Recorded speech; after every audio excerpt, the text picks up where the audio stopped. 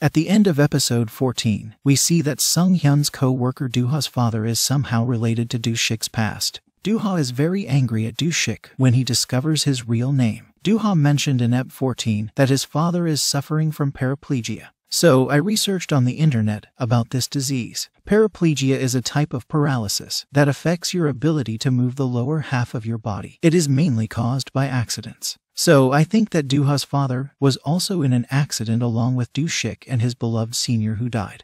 In episode 15, we will finally be shown the complete past of Du-sik. Du-sik used to work at a firm of his senior. Do-ha mentions the name of the firm before punching Du-sik, and it is called YK Asset Management. Asset management is a very tricky and serious job, and it involves working with a lot of money. And as you know, when money's involved, there's bound to be problems, like you form enemies in the business and whatnot. In the preview, we can see that Do-ha's father is in some kind of trouble, and he looks scared. Du-sik is a forever helping and kind man, so he tells Do-ha's father to not worry and wait for him. Maybe Do-ha's father faced a big financial loss, and there were some issues he was facing with his assets.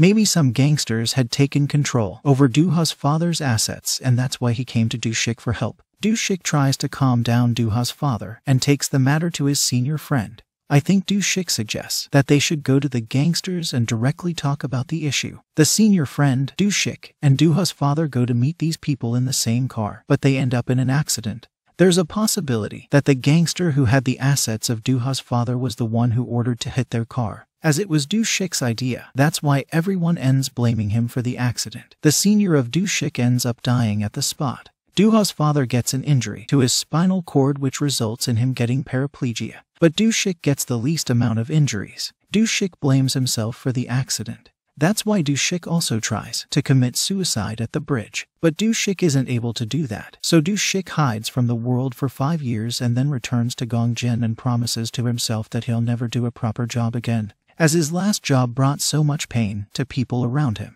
Du-sik considers himself as bad luck, and he believes everyone around him dies. Even though Do-ha punched Du-sik, and Du-sik tries to distance himself from Hye-jin. But Hye-jin won't leave Du-sik. Hye-jin will break down in front of her friend because she'll be so confused and her heart will feel heavy. But she will not abandon Du-sik in his darkest times. Hye-jin will visit Du-sik daily and help him, but won't force him to open up. Eventually, Du-sik will tell Hye-jin the complete story, and that's when Hye-jin will comfort him and tell him that it wasn't his fault that the accident happened. Du-sik Sr.'s wife and her child will also eventually meet with Du-sik, as they're now in Gongjin. She will tell Du-sik that it wasn't his fault, and that she was sorry for what she said that day at the funeral, as she was not in the right mind because she lost her husband. She will reassure Du-sik, and that's how Du-sik will get over his trauma. Nonetheless, episode 15 is going to be very emotional and heartbreaking, so prepare your tissues in advance. I can't believe next week will be the last episode. This beautiful drama is ending, and that makes me really sad. Comment down below with your thoughts and views. Thank you so much for watching.